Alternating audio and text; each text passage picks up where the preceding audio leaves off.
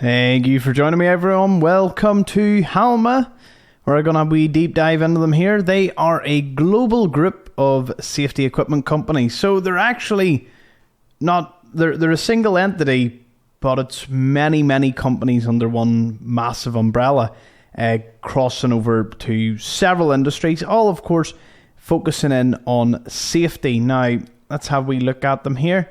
They are currently trading at 2,160 pence, so £21.16. Now look at this meteoric rise from about 2013, trading at about £4, and they just didn't stop all the way till about the tail end of 2021, where they had an all-time high of £30. It's actually one of the first companies that I've had on the channel. I think we'll probably find some US ones very similar, that their dividend yield went down year after year not because they weren't increasing their dividend. They have such a consistent dividend growth, but the value of their shares just went through the roof. So their yield kind of went down in lockstep with that, which I haven't actually seen too many times in a lot of companies, which has made them a very interesting one for a long-term dividend growth portfolio. They're an interesting pick, I must say. Now, will I pick them up? Only time will tell on that one, but I'll certainly give a pretty constructive view on them. They employ 7,000 employees as of this year, and revenues 1.3 billion, increasing year on year, which is a fantastic thing to see. And they are on the FTSE 100. As you can see, the yield is 0.88, but that is very deceptive because their dividend growth is rather fantastic. So without further ado, let's jump on into Halma, see who they are and what they do. Going right to the top here, we can have a wee look. Welcome to Halma, a global group of life-saving technology companies, named one of Britain's most admired companies. There we go. Haven't actually seen any company point that out in the middle of their website, so it's a very interesting point to see. They have a unique organisational structure and culture which powers growth. We call it Halma's DNA. I'm actually curious as to what that is. Let's see. Halma's DNA runs through the business at all levels and embodies core elements of our organisation and culture that are inextricably linked to enable our success. That's what a word. I'm going to have to see that. Incentrically. Yeah, I've never seen that word used before, so fair enough. Let's see, purpose, agility, we bet on talent, global niche specialists. They are. Where do you see some of these companies? We're going to dive into a few of them, but they have at least 30 of them, and each of them are so niche, just stuff that you never would really, you wouldn't ever think is something that even happens. So let's continue on here. We'll jump back to Halma here. Go past their DNA. How we grow. They have a clear growth strategy and a sustainable financial model. Good cash flow generation as well. It has went down a wee bit in the last 2 years, but we'll see later on maybe some of the causes for that. Discover, Britain's one of Britain's most admired companies because all of their equipment is for safety, saving lives, and ensuring people don't get severely injured. We can have a look at some of their companies here just as a brief. So we have Fortress. Fortress make Fortress interlocks designs and manufactures safety equipment protecting lives in hazardous workplaces. They have Minicam Group, which specialise in wastewater pipeline inspection and maintenance solutions. Let's see, another one they have. They have Alicat Scientific, designs and manufactures flow and pressure devices. These are used in medical and scientific instrumentation, industrial applications, and high pressure or high precision measurement of gases and liquids. There we go. And Perugian. Perugian is a leading provider of artificial intelligence based on early warning systems, providing clinicians with the best technology to protect mums and babies during childbirth. AI is coming into the medical field very fast to predict everything into the future. It's quite a fascinating technology, and it's in early stages, of course, but hopefully it leads on to a lot of lives being saved, diseases, maybe preventable disease being detected early, plenty of things like that. Why invest? I haven't even got to the investor section. Okay.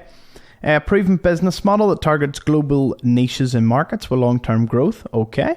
Combination of purpose, strategy, culture, and business model differentiates us from our peers and drives value.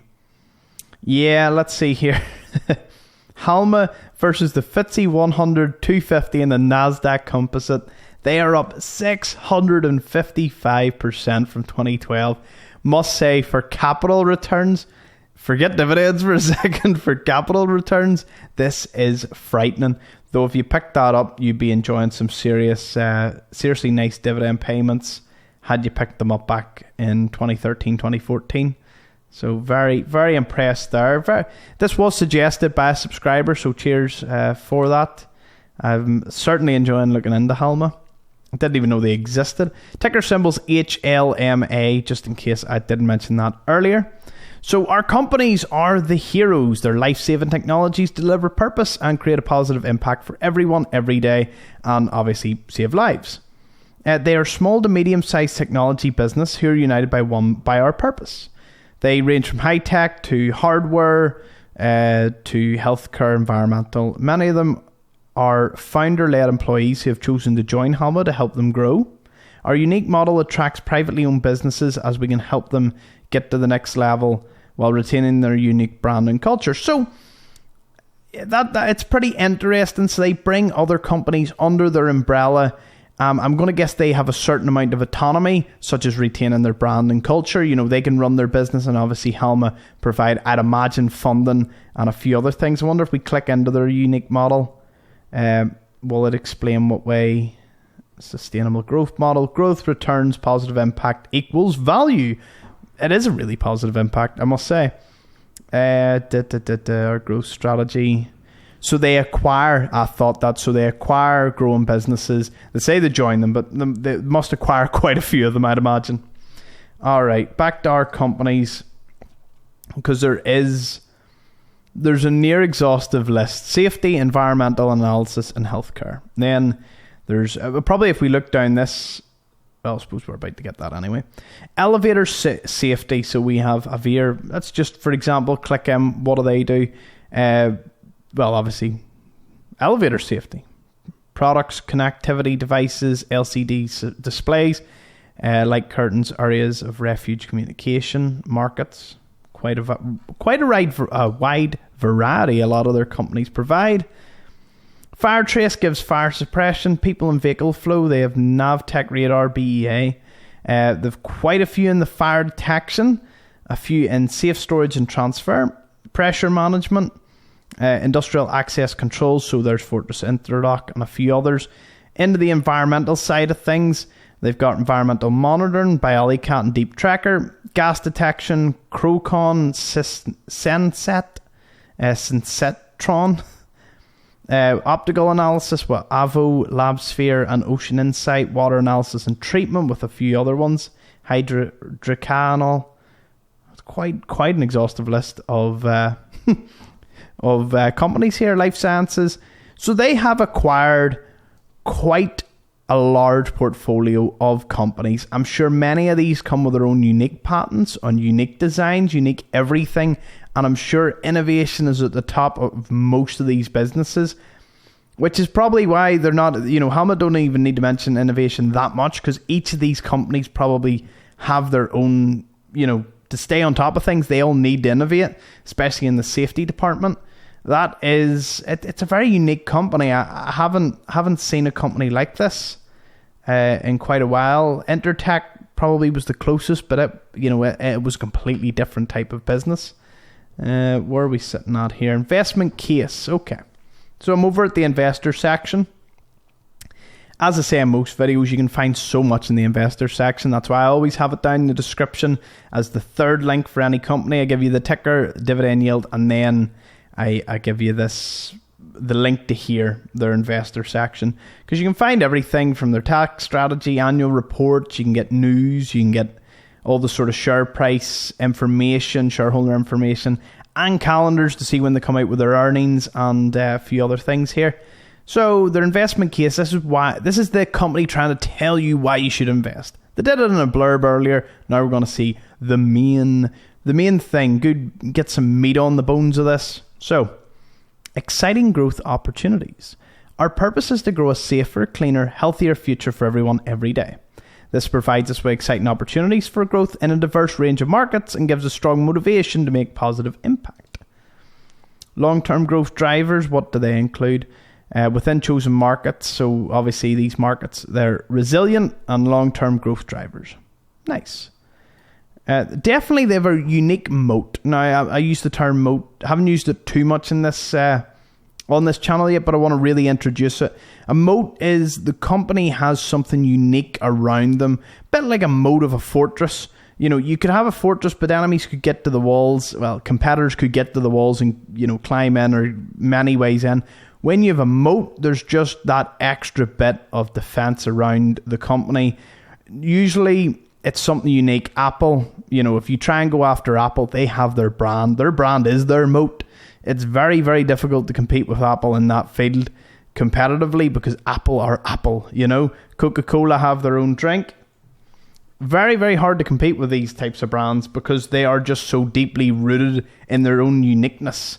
Halma, they have a portfolio of companies that are so niche that I dare say competing with them on a large scale would be not impossible, but very difficult. So they have that protection around their business. So let's see here. Delivery of our strategy is supported by our unique culture and business model. We've obviously had a good wee look into that. Investing for the future. I'd imagine they will reinvest quite a lot, and then they obviously are acquisitions. They're taking over new companies, and by the number they have, they probably take over a few every year, and that's why their value keeps on increasing, and to keep increasing dividends. Now, dividends increasing is fantastic. However, their yield is very low. But could that be an opportunity to buy in? Considering we've seen their peak is almost £30 sterling. Maybe is this a good time to buy in? Possibly. It's an increasing dividend. Maybe if you picked into Halma and you sort of cost average them over the next decade, it would maybe be a fantastic pickup. The more I say it, the more I'm starting to get really... I'm kind of falling in love with the dividend that this company provides. If I were to add it to my portfolio, it would be the lowest yield. However, for long term, I would be very confident in this company. Personally, for my own portfolio, we manage the mix of businesses to ensure we can sustain strong growth and returns over time. We acquire businesses to accelerate penetration of attractive market niches, merge businesses when market characteristics change, and we exit markets when we believe they offer less than attractive long term. Okay. And everything's carefully planned. Okay, that's good to hear. Very, very nice. Setting challenging targets. They have key performance indicators. Essentially, the company just wants to be, you know, they set nice targets for management to go after to probably get nice bonuses. But if they get the challenges done, then damn, they deserve them bonuses. Let's see. We aspire to double our earnings per share every 5 years while maintaining high returns.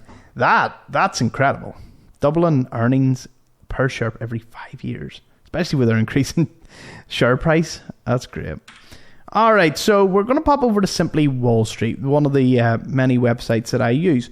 They aren't too kind to Halma. I must admit, they're not kind at all to Halma, which seems really unfair because their risk analysis says that Halma passes their risk. I thought I was in the wrong company for a while there, but no. So they have a wee snowflake model, 5 areas that they look in. They look into the dividend of the company, the valuation, future past performance, and financial health. Halma scores 6 out of 6 in financial health, 0 out of 6 in dividend, which I think is really unfair, and you'll see later on why. Valuation 0 out of 6, future 2, and past 5. Sometimes I think Simply Wall Street does get it wrong. I must be honest, there's so much goodness to this company. But we'll scroll down. Their peer average for a pay ratio, although some of those peers, Oxford Instruments, I would have to look deeper into these companies, but I don't know what sort of companies they're comparing them to. Simply Wall Street, especially for UK dividend stocks, sometimes can put them up against competitors that's not their field. Maybe 32 pay isn't actually that bad for Halma.